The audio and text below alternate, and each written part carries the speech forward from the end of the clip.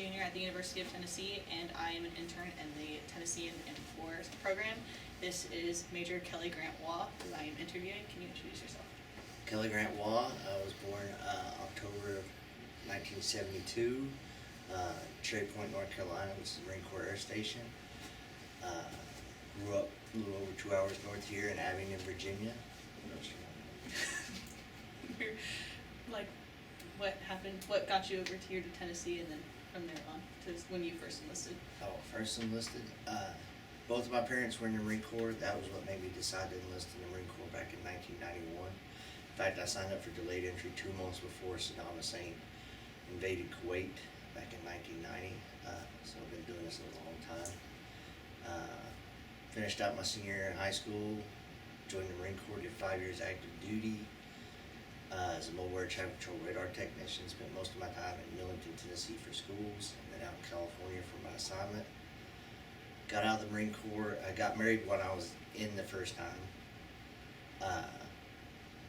Married probably high school sweetheart. We dated when I was a senior, broke up, and then when I finished schools in Millington, I went back home for leave before I went to California. We started dating again, ended up getting married, had 2 kids, and that was the reason I got out of the Marine Corps, because I knew right after Kyle was born, my second, that if I didn't get out, I was going to go to probably Japan, and my wife did not want to go to Japan, so I decided to get out.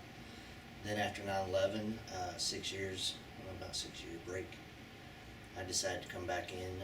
Marine Corps wasn't taking my MOS at the time, so I switched over to the Army National Guard as a 19 Delta Cav Scout with the 278th out of Bristol.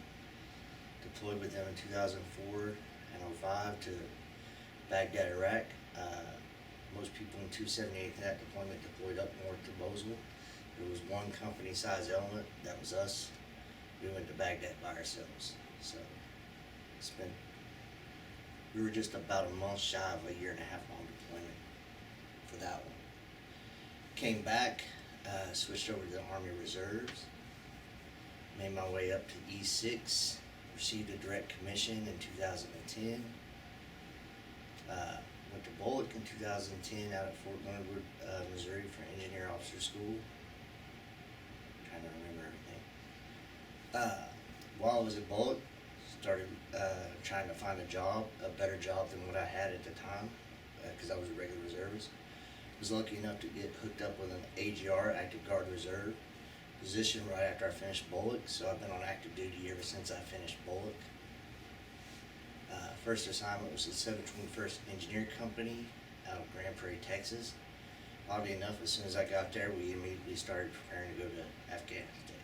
So I went as their XO/construction officer to southern Afghanistan, southeast Afghanistan.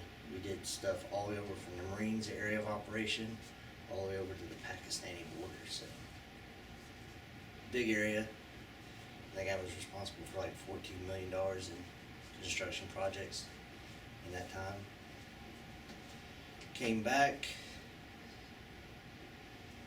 left Texas, went to USAC KPOC, which is United States Army Civil Affairs and PSYOP Command at Fort Bragg.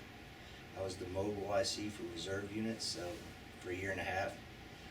All reserve units that were going overseas as CA or PSYOP came through me, so I could make sure they got all their training before they went overseas. Did that for 1.5 years. Then I went to Cap's Career Course out at Fort Leonard Wood, Missouri again. After that, I was sent to the 412th Theater Engineer Command as the current operations chief in Vicksburg, Mississippi. Did that for a little over 3 years. Traveled a lot during that time. I went to Korea a lot because the 16 to 18 time frame, things were pretty warm with North Korea. So I made many trips over there in that 1.5 year period. 10 trips to Korea, 1 to Tokyo to count bridges in case something happened, so if we had to go. And then I came here, and this has probably been the best job of my whole military career. I've really enjoyed being an ROTC instructor, and now I'm getting ready to retire. What are you going to do after you retire? Probably something in operations or something. I may actually be going to work with Colonel Howe. Yep. I just got off the phone with him. I know we talked about you going down to Florida, or you going up to, I think it was Bristol where you We're gonna stay, cause I looked at doing ROTC or JROTC up in Bristol, but there's more money to be made staying here. I wanna go to Florida, but with my granddaughter's situation, my wife wants to stay here for a while. So. So we get you for a little bit longer. You get me for a little bit longer. 108 days. Told you he's counting down. Hey, it's a messaging tool. You have 108 days to ask me whatever you want. After that, I'm gone. What did you do what made you switch branches, I guess I should say? Well, I wanted to go back into the Marine Corps. No. The Marine Corps is very small, less than 200,000 people active duty. And my MOS is a very small sliver of that. They were full up. They didn't need anybody. So You didn't they wanna were. switch, They or- weren't. Huh? You didn't want to switch your MLS? Marine Corps? No, I didn't want. I was like, why? Why do that? So I switched to Guard, which takes a while to get trained up and reclassified anyways. And literally the day I graduated from my reclass school, we deployed to Iraq.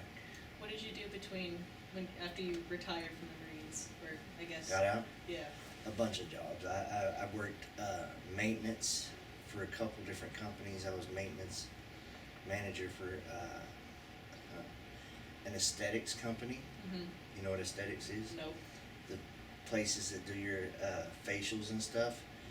I worked for a company that sold their equipment, so that anything that came back to the company that was damaged, I fixed it or sent it back out or made sure it got fixed. I did maintenance for a company that had 10 gas stations. I was their maintenance supervisor. I'd go around and make sure. I was a licensed electrician. I did electrical work, a variety of jobs.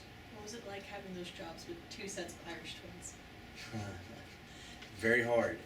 That's why I get so, kind of upset with some of these kids that say, "Oh, it's so hard." I was like, "Listen, if I can do it I'm one of those kids. with 4 kids, a wife, working full time, doing Guard or Reserve because I switched back, doing Guard and Reserve, and then doing electrical jobs on the side, you're just not committed enough."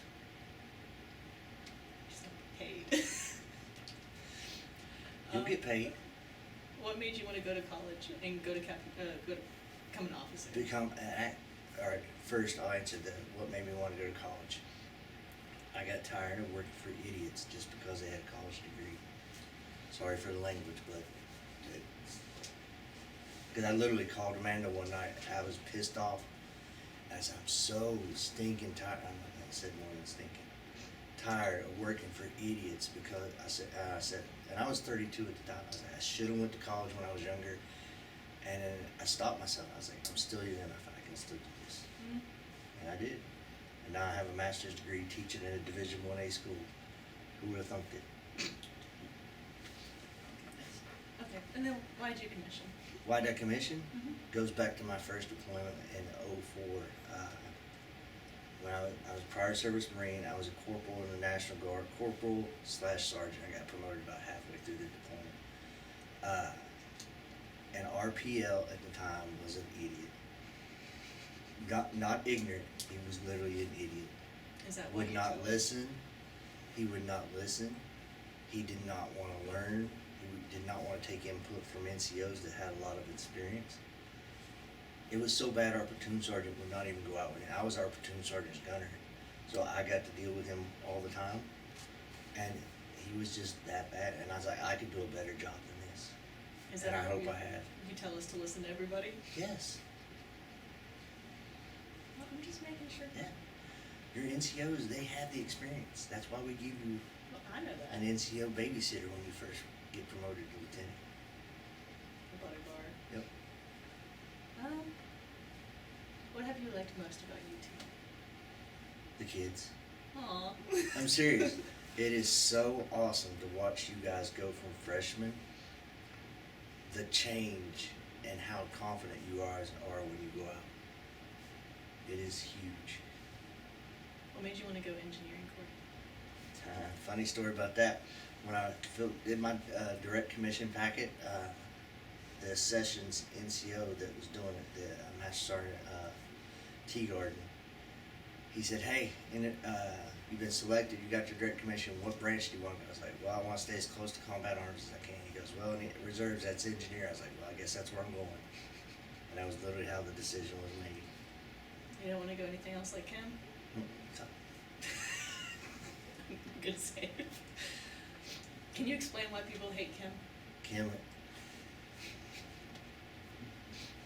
God forbid we ever have to be in an environment where we have to use chem or nuclear, biological, chemical, yada, yada, yada. They have an acronym that's forever long.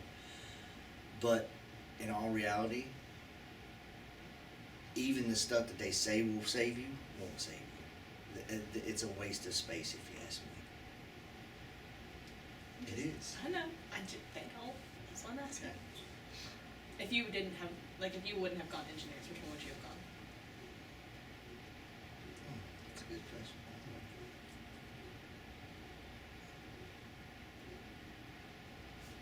Probably supply or something like that. Because I was in reserves at the time, so it had to be a reserve. Because there's not any, other than out in the Pacific, two rifle companies. The reserves do not have combat arms. Now the Guard does, but Yeah. the actual reserve do not.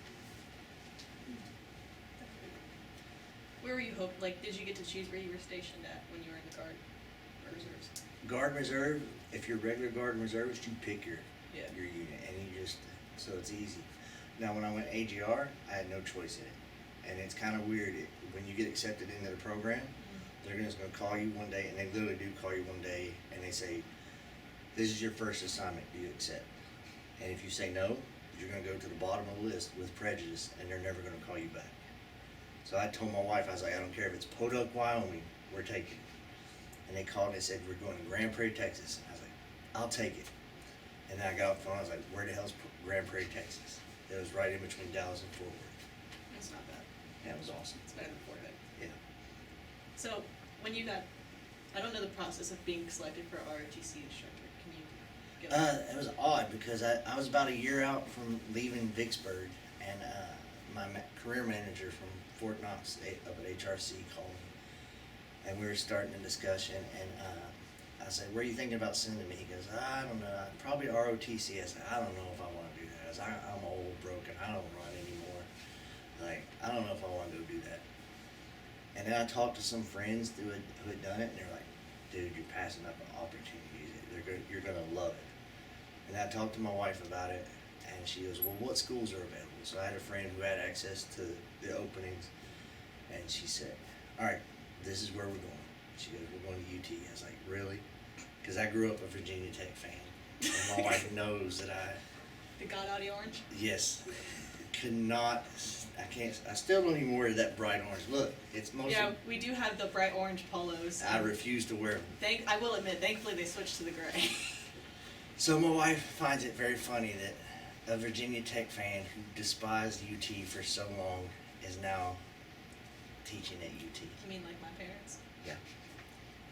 So. My mom went to UF and then I go here, so we kind of relate to that one. So, but that's how. But I honestly, after I got here and went through a couple of semesters and watched how kids progress, I was like, this is the greatest job. What is the worst part about ROTC? I can name two. The worst part? PT. Nah, not really. Because we don't push all that hard. Y'all think we do. We don't. No, I just don't like waking up. Well, nobody does. I don't know. Labs out in Ruby Field? The labs do get boring.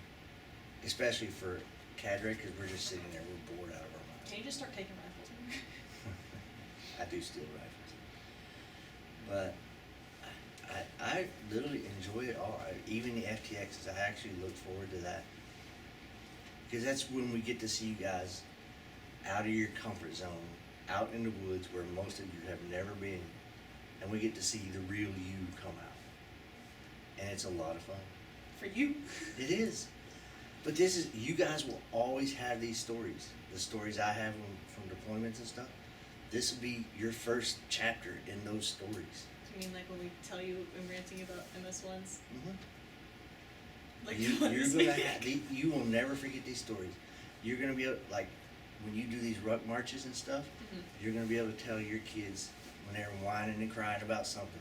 Listen, when I was your age, your mom did this. Back in my day. Back in my day. I'm gonna pull the old card. Yep. Glory, back in your glory days, like John Mellencamp says. Who? You got it? John Mellencamp. John Cougar Mellencamp. Sorry, Kyle. Can you believe she just said who? I don't know who that is. Because he says, the bad thing about glory days, you gotta be old to enjoy them. I don't know who that is. Did I just pull you guys' age out? You're done. Sorry. What is the stupidest thing a cadet has said to you? That one's a big list. That's a big list. It's my favorite list. I'd say this week. Okay, I have been doing this for longer than some of these little kids, and I call them little kids because my kids are older than these kids. Your So youngest is my age. he just turned 23. Okay. My youngest one just turned 23. Okay, he's 3 years older than me. Okay, so these little kids will argue with me about haircuts. I've been doing this longer than they've been alive, and there's like, I was like, I wouldn't be talking to you about it if you weren't out of regs. It's like, don't tell me you think. Just do what I told you. Other than haircuts. Because you complain about that every day. I complain about haircuts every day. Because if I can't get you guys to do the little things, how can I expect you to do the big things? Oh, I know. Yesterday was it yesterday? Yeah. Wait, today's Friday. Yeah, so it was yesterday in class. When you walked in, you pointed at Ethan, which is a kid in our middle history class. Yep, the prior service Marine. I thought you were telling him to get a haircut, and me and another cadet were like, he's bald. I wasn't talking to him, I was No, talking to but you someone else. pointed at him, so you were like, what is he gonna shave? His eyebrows?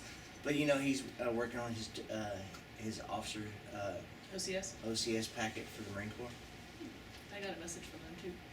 Yeah, that's why I kind of started talking to him like he's a cadet recently.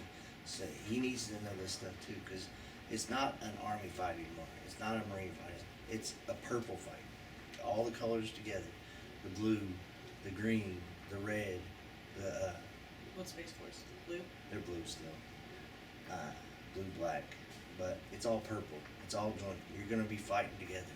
So he needs to know the stuff that I'm teaching too. What's some advice you could give cadets? Going, like when they commission. The commission. Other than listening to their NCOs. Listen to your NCOs. Fall back on your training. Keep your soldiers busy. Train them well. Give them good training. Don't give them stupid training just to be stupid about stuff.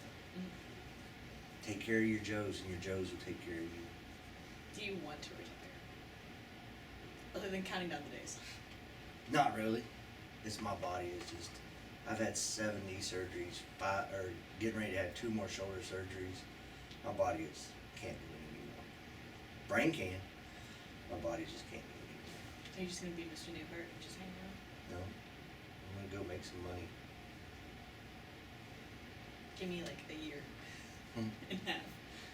No. February 5th is my last day in uniform. Aren't you gonna be excited? It'll be sad. We're gonna do a little ceremony for you. I think we are. We did it for Colonel Howe, Yeah. so we'll probably do it for you. But it will be sad. It's a lifestyle. 'Cause you People join this because they think it's going to be a job, and those are the ones that get out after 3 or 4 years. The ones that stay in are the ones that enjoy the lifestyle. Because the total you've been in for what, almost I have 30 years? over 28 years total service in December. It's like you've been in for almost 30 years. Yeah. It's almost an extra 10 on I my know. That's why I said. That's why I get mad when you guys argue with me about stuff. When I tell you, it's like I've been doing this longer than you've literally been alive. I don't argue. I Some just people point do. my fact. You argued with me the other day in class Which one? Which time? about how I told you to get something fixed, and you're like, but. Oh yeah, but Shut up. Just do it. I got it fixed. Okay. Mr. Newhart complained about it, but I got it fixed. Okay. That's about it. Nobody cares about you more than you. You have to be that squeaky wheel. Okay, but when I'm that squeaky wheel, people can play. So, you get what you need fixed, right? Kind of. They'll be over. They'll be alright. Yeah. What else? I have to think of some more questions. Kyle, do you have any questions? I do have a few, if you don't mind. Sure. I'm off camera, but Kyle Retarch, intern, research assistant with the center.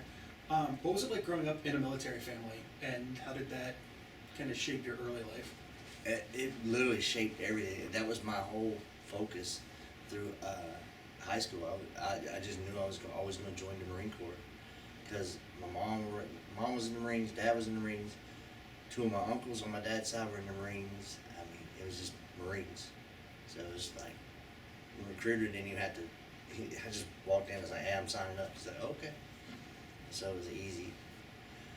It literally molded. I mean, high school, I didn't really focus on academics because I knew where I was going.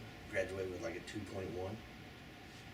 I mean, and I grew up in a small high school. I was in the middle of only 72 graduating seniors, so I was not a stellar academic by any means. And then I rocked a 3.4 for my undergrad and 3.8 for my master's. So you can do it. You just have to commit to it. And could you tell us a little bit more about your family early life and then your family today? Just how... Oh, early life? Just a little bit about all of them. I grew up on an itty bitty small, you could call it a hobby farm, tobacco farm. Poor, and other than having military parents, that was my best option to get out of poverty, basically, because I grew up poor. I mean, divorced parents when I was 6th grade, so didn't have a whole lot. So And then, now I have 4 boys. They're all, 2 of them, well, one of them's about to finish up his associates, he's a respiratory therapist. One has a degree in the classics. The other 2 never went to college, they just been working. 2 grandkids, Miracle 5, Ari was 2. All the stuff that I didn't have, full-time parents. I mean, me and Amanda will be married 30 years in this coming May. So, tried to make sure that they had the family life I didn't have. So. what's your favorite story from your deployment? Can I hear this one? The coolest story I think that is for public consumption is we left Kuwait coming home at the end of my first deployment, 4 minutes after midnight on my birthday. So we left on my birthday. That's great. So you come back, you gain in 7 hours as you come back. So my birthday was very long that day. Is that the same one where you got back to beer? Yeah, that was, they had a pyramid of beer stacked up for us when we got off the bus. Pretty good way to spend a birthday. It was. Free beer? So, but yeah. I mean, there's other stories, but they're kind of, can get vulgar and stuff. And how did your role change from along your different points of service? Because you mentioned that you were in and out and then back in. Back in. What were your different roles, and which did you enjoy the most? Ooh, which role? I honestly would have to say my captain and major time here, because I felt that has been the most impactful. Because teaching these kids, they're going to go out and be a platoon leader for 30 or 40 individuals, and I've put just over 200 through the system so far. So you figure if each one of them as a PL is affecting 20 or 30 people, or 30 or 40 people, look at that impact. Right? And then you see their individual. It's not like a drill sergeant at boot camp who has them for like 3 months, and you see a lot of change. I've been lucky enough to be here lower 4.5 years. I've seen kids go through the whole process, and to see somebody like Macy Capsick, now Macy Vaughn, who the first 2 years I never heard a word out of her, to now she's at Bolick and saying, "Sir, you guys prepared us so well. We're way ahead of the other lieutenants in our class." To see that change is just huge. Lieutenant Vaughn, I had to switch Lieutenant that. Vaughn, yeah. Because it's so weird. That's when I will admit, like, as soon as they graduate and they're in uniform, instead of like calling them by the first name, it's Mhm. Lieutenant, and it's like, oh, like Pompeo, it's Lieutenant Pompeo. That one I hung out with a lot. Same with James, and now it's Yeah. Lieutenant Cunningham. Well, James, Macy, and Stallions. Layla all came to DC while we were up there. I know I saw. Because I bought their Metro card so that they could fall from. No, they're all now like whenever I see them in uniforms, like I don't know what to call you. Pompeo's like, just call me Michael. I'm like, okay. But to see the I mean, you saw, I mean, you've been here, what, this is your second year, second full year? Yeah. I mean, you saw changes, I mean, you've probably seen changes in your classmates. Which class? Your, My MS3 MS3 class. Yeah. You can, I mean, you probably don't realize it in yourself yet, but those changes are there. Mm-hmm. Oh no, sometimes I look at the MS2 class now and I'm like, oh my goodness. They don't know anything. No. And that's based off of what you've already been taught Yeah. and experienced. Yeah. Going back, I kind of wish, instead of doing dual enrollment, I wish that I went straight into college, like, as a freshman. But I'm Mhm. glad I did it, because I'm ahead. If I went straight into college after high school, I would have drank or partied my way out first or second semester. Well, I mean, I did a year and a half in high school, so I was like, do I wish I could have gone just straight in? Yes, but I wish I'd known about ROTC. I didn't really know anything about ROTC until I got assigned to it. good. Didn't, you know. A lot of people tell you that. They don't know anything about it. I did not know that. I knew about it just because my uncle did it. But a lot of people are like, what is ROTC? Reserve Officer Training Corps. Yeah. You have anything else? I don't have anything else, Sam. It's kind of hard to keep me on subject, so. No, that's why I keep going off subject. Sam, do you have anything else? I don't think I do. It'd be one of those, like, I ask you off interview and I'm like, wait, that would have been a good question. Well, we thank you so much for coming into the center today No and problem. telling your story, and Glad to be we'll here. do our best to preserve it for generations to come. All right, thank you.